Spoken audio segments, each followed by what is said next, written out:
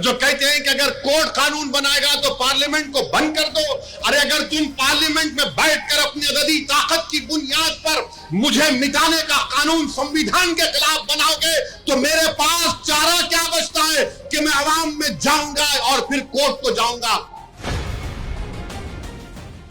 हम कोर्ट को गए, आवाम में भी जा रहे हैं, नहीं कोर्ट कानून कैसे बनाएगा।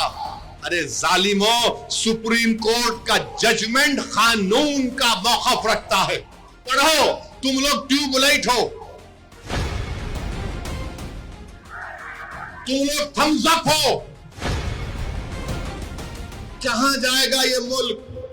हद तो ये हो गई मेरे अजीज दोस्तों और बुजुर्गों कि अब कोई ये कह रहा है कि चीफ जस्टिस के फैसले के बाद इस देश में मजहबी जंग शुरू हो जाएगी।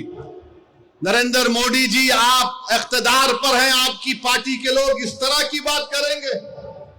आप तो भारत के संविधान पर हल्फ लिए हैं कि इस देश में ये अंबेडकर का देश, ये मौलाना अबुल कलाम का देश, ये भगत सिंह का देश, अल्लामा फजल खैराबादी का देश, हुसैन अहमद मदनी का देश, महमूदुल हसन का देश, ये टीपू सुल्तान का देश। यहां बोल रहे मजहबी जंग शुरू हो जाएंगी। मोदी जी, बाबरी मस्जिद का फैसला हमारे खिलाफ आया तो क्या हमने ये जुमला कहा था कि मजहबी जंग शुरू हो जाएगी? हमने कहा था कि supreme court is supreme but infallible, but not infallible.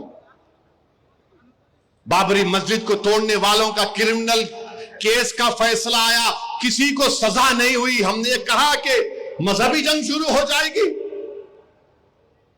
5-5 साल से बच्चों की बेल नहीं रहे, उनकी मां बाप मर रहे हैं, मर गए हैं, हमने ये कहा कि मजहबी जंग शुरू हो जाएगी। CAA का कानून है, हियरिंग नहीं होती, क्या हमने कहा कि मजहबी जंग शुरू हो जाएगी? UAPA में डालकर हमको सड़ाया जाता है कि हमने जुमला कहा कि मजहबी जंग शुरू हो जाएगी। नरेंद्र मोदी जी, आपकी पार्टी के लोग कह रहे हैं कि रिलीजियस वॉर शुरू हो जाएंगी, मजहबी जंग शुरू हो जाएगी। किसको डरा रहे हैं ये लोग? अदलिया को डरा रहे हैं आप। इख्तिदार में रहकर अदलिया को डराएंगे आप। आपके हक में फैसला आया तो आपके मुंह में लड्डू फूटते हैं और आप रिलीजियस वॉर शुरू हो जाएंगे। यही फर्क है हम भारत के उन मुहिबान भारत में जिसमें हिंदू मुसलमान भी है। हम जब हमारी मर्जी के खिलाफ भी फैसला आता है हम उसको कबूल करते हैं। इसलिए कबूल करते हैं कि हम कॉन्स्टिट्यूशनल मोरालिटी को मानने वाले हैं और ये संघ परिवार के लोग एंटी कॉन्स्टिट्यूशन के लोग हैं। ये संविधान को तो मानते मगर उसको सब्सक्राइब नहीं करते हैं। ये फर्क है भारत के असली नागरिक में और उन लोगों में जो नेशनलिज्म के झूठे दावे करते हैं और कहते हैं कि रिलीजियस वॉर, जो कहते हैं कि अगर कोर्ट कानून बनाएगा तो पार्लियामेंट को बंद कर दो। अरे अगर तुम पार्लियामेंट में बैठकर अपनी अददी ताकत की बुनियाद पर मुझे मिटाने का कानून संविधान के खिलाफ बनाओगे तो मेरे पास चारा क्या बचता है कि मैं आवाम में जाऊंगा और फिर कोर्ट को जाऊंगा। हम कोर्ट को गए, आवाम में भी जा रहे हैं, नहीं कोर्ट कानून कैसे बनाएगा। अरे जालिमों, सुप्रीम कोर्ट का जजमेंट कानून का मौक़िफ़ रखता है। पढ़ो, तुम लोग ट्यूबलाइट हो, तुम लोग थम्स अप हो, तुम्हारे दिमाग में एक ही बात बैठा हुआ है, नहीं मोदी है तो खुदा है। अरे खुदा था, है और रहेगा उसी का नाम।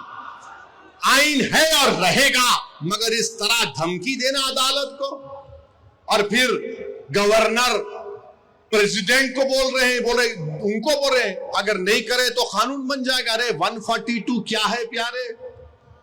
142 आइन का बनाने वाला अंबेडकर है। अंबेडकर में तुम्हारे से ज्यादा दूरअंदेशी थी। आप ये बोल रहे हैं कैसा बनाए, वो कैसा बनाए, हम ऐसा कर देंगे। मगर मेरे अजीज दोस्तों और बुजुर्गों, बीजेपी आइन पर एक फ्रॉड कर रही है और डरा रही है। रिलीजियस वार की धमकी बीजेपी दे रही है। मिस्टर मोदी, कौन रेडिकलाइज हो चुका है बताओ आप? सत्ता में आप हैं, आपके लोग रेडिकलाइज हो चुके हैं, इतना रेडिकलाइज हो चुके हैं कि कोर्ट को धमकी दे रहे हैं, रिलीजियस वार हो जाएंगी। मोदी जी, अगर ये धमकी देने वालों को आप नहीं रोकेंगे, देश कमजोर होगा और देश कभी भी माफ नहीं करेगा। आज सत्ता इख्तिदार आपके पास है, कल नहीं रहेगा इंशाअल्लाह ताला, कल नहीं रहेगा इंशाअल्लाह ताला। अब भारत का हिंदू भी जान चुका है कि वक्फ का कानून बनाए तो क्या मेरे को नौकरी मिलती। हिंदू जान चुका है कि मुसलमानों की नफरत को दिखाकर, मुसलमानों को डराकर वोट बटोरती आई बीजेपी। दिखाने के लिए कुछ नहीं है। 4.5-5% नौजवानों में बेरोजगारी है, उनके बेरोजगारी को दूर करने का कोई प्रोग्राम नहीं, मगर सिर्फ मुसलमानों को नफरत का निशान बना दो। तो मैं हमारे हिंदू भाइयों से भी अपील कर रहा हूं, जो आपके एंडोमेंट बोर्ड के लिए अच्छा है वो हमारे लिए भी अच्छा होना चाहिए। जो सिख गुरुद्वारा प्रबंधक कमेटी के लिए अच्छा है वो हमारे लिए भी अच्छा होना चाहिए। हमारा मुतालबा सिर्फ यही है कि हम अपनी वक्फ की जायदादों की हिफाजत कर सकें।